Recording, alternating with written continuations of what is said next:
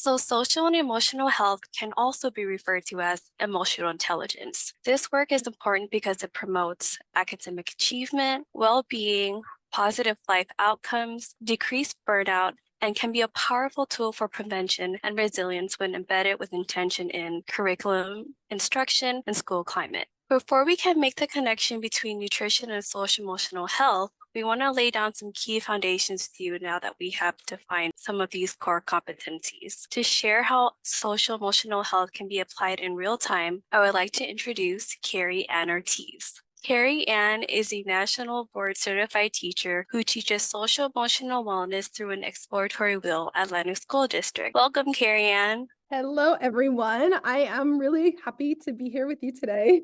As Rathney said, I'm currently teaching a social emotional wellness class to 8th graders. But prior to my current assignment, I taught physical education for 25 years. And in the California state standards for physical education, there's a specific standard that directly addresses SEL skills. So although my current class title is social emotional wellness, I've actually been teaching, reinforcing, and modeling the SEL competencies for about 28 years. Since I teach such a unique class, I'd like to share with you a brief explanation of how it even came to be. It was during that really unique 2021 school year. I was teaching PE on Zoom. That was quite the experience. And I saw that my students were struggling. That same year, I also took for myself an online course through Coursera. It's called The Science of Wellbeing, taught by a Yale professor, Dr. Laurie Santos. And because I was personally benefiting from the content, I began to infuse the concepts into my PE lessons, and my students really connected with the content. So at the end of the school year, they told me I needed to keep teaching this to future students. So I shared with my principal, and she said that we were going to add an exploratory class focused on SEL the following school year. And then she asked me, "Are you interested in teaching it?"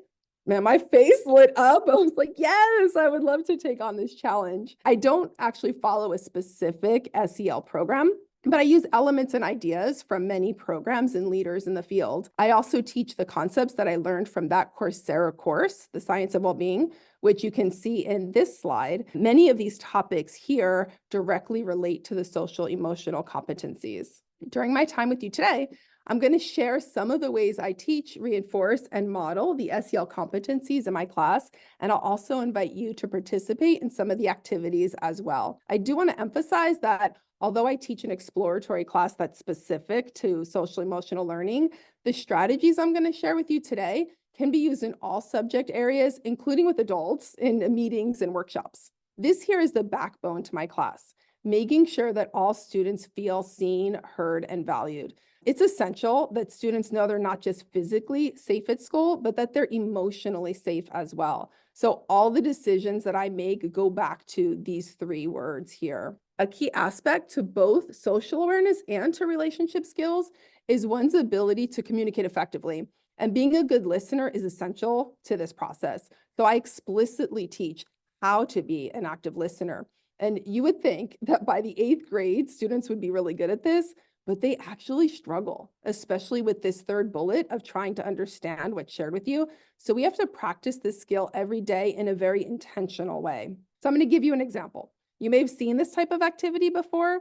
Many teachers like to use it at the start of a new school year. It's called Find Someone Who, or you might have heard it as Human Bingo. If you were to ask any teacher, what's the purpose of this activity? They're going to tell you so students get to know each other. Yet when they do the activity, students rush from one person to the next, trying to get all their boxes signed really quickly so they can get a prize. But when it's done like this, the objective, it's not met. Students learn nothing about each other. Deeper conversation, it has to be encouraged and expected so students can truly develop those positive relationships. When I demonstrate this with my students, I sign in the box that says has met a celebrity. And they discover that I have met Ice Cube, and they're always so surprised. But then they start asking me the questions, and it's the follow-up questions that really enables them to get to know who I am. They find out I started working at 15 and a half, that I worked at a sporting goods store, which means I must like sports. They find out that I was a huge fan of NWA, which means that I like rap music. And they just learn so much more about me by asking questions and just showing curiosity. And as a little side note, this can be done in a way where you connect it to your current curriculum. So if I were teaching about nutrition, for example, I could use all of the boxes here that are related to like nutrition statements. More ways students develop social awareness and relationship skills is through partner sharing. I'll often use a timer. So students have to speak for 1 whole minute before they can change roles. And this puts the emphasis on the listener, not the speaker, because it's the listener's job to keep the speaker talking for that full minute by asking questions and showing interest and curiosity. And if you look at this image here, you can see through like the students' eye contact and their body language that they're really interested in what their partner has to say. They're making them feel those 3 words, being seen, heard, and valued. Once we're done with partner sharing, then I'll call on students to share with the whole class what their partner said. So rather than what they said, by sharing what their partner said rather than sharing for themselves, that further reinforces that need to be an active listener. And in case you're wondering, why is it that there's this avocado toast and avocado on the screen?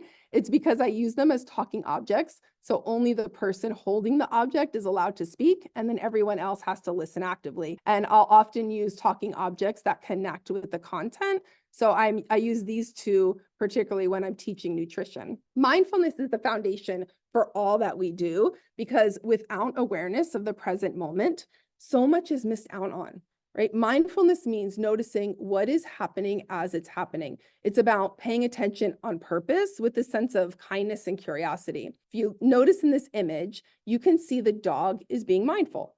She's aware of her surroundings, right? She's noticing the feeling of the warm sun on her fur, the sound of the birds, perhaps a squirrel running across the grass. Meanwhile, the man has a mind that is full of all kinds of thoughts. He's not present. He's not really with his dog enjoying the beautiful outdoors. Instead, he's ruminating about his past mistakes, or he's worrying about a future that has yet to come. So much of life passes us by when we're not mindful of this moment right now. To help my students develop this skill of mindfulness, or in SEL terms of self-awareness, we do a daily mindful minute. And we use the stop method, where we stop everything we're doing, put everything out of our hands, sit up nice and straight. We take breaths, observe our bodily sensations, thoughts, emotions in a curious and non-judgmental way. And then we proceed accordingly based on what those observations were. Using this stop method here, it's also important for us personally as adults to do throughout our day, because that helps us increase our own self-awareness. And by doing this, we might notice that we're engaging in a lot of negative self-judgment, or we might realize we're hungry, or that a break might be helpful. And the more we can stop during the day, the more we re-engage with this present moment and then become more aware of what are our thoughts and behaviors. I use a variety of breathing gifts to guide students through the mindful minute with different breath patterns like the ones that you see here. And there are so many online to choose from. So I'd like us to pause right now and do a mindful minute together using this strategy here called Take 5. And as we go through this together, I invite you to use that stop method and observe your bodily sensations and thoughts and emotions. So you hold up one hand like this, spreading out your fingers, and you take the index finger of your other hand and start at the base of your thumb.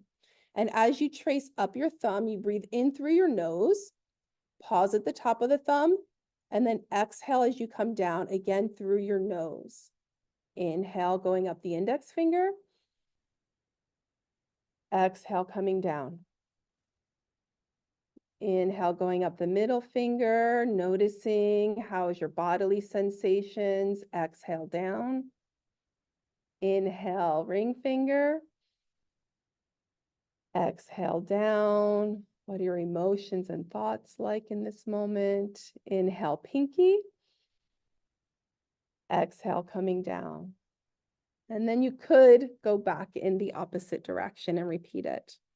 The good thing about that strategy is that you don't need to look at a screen, right, at a GIF. You have your hands all the time with you, so you can do it at any time, anywhere. Once we're done with our mindful minute, students are now aware of how they're feeling. So then we'll do that partner and class sharing process that I mentioned earlier. And this here is one example that we use. The fun part is hearing how the students interpret the dog images and apply it to how they're feeling. And the partner that's listening really needs to especially show curiosity and ask some good questions because they might interpret the same exact image in a very different way, right? This process not only reinforces self-awareness, but due to that partner and then class sharing, it reinforces social awareness and also relationship skills. If students do their mindful minute and then they become self-aware that they're just not in a good headspace for focused learning, they're invited to take time in the calm corner.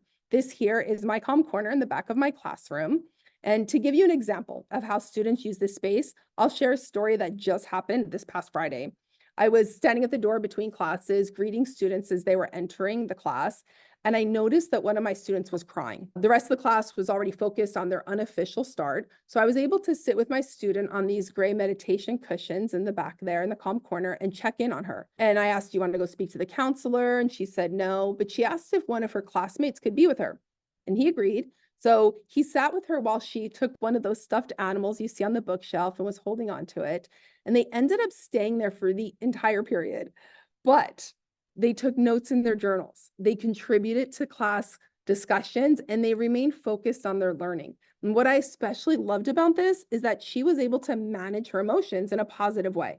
She and her friend, they were able to build their relationship skills and they were working on responsible decision making since they stayed focused on their learning, even though they were sitting together in the back of the room. So I just referenced an unofficial start. This is a term coined by Mark Collard from Playmeo. You experienced an unofficial start when you joined today's session. You are invited to spot the 6 differences between these 2 images here.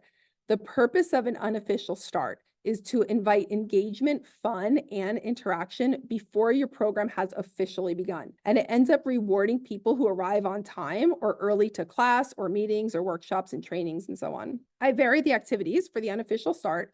Sometimes it's a heartwarming animal video from the dodo or brain teasers like the 2 you see here.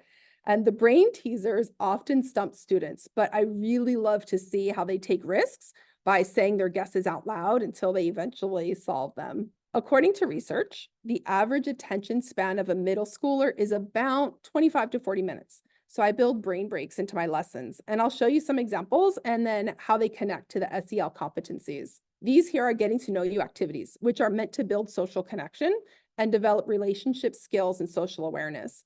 The We Connect cards is a deck of cards with really great questions. And there's also a free online version, which will be available to you in the resource document after this session. Spot It is a competitive game that takes very little time, but breaks up the learning in a really fun way.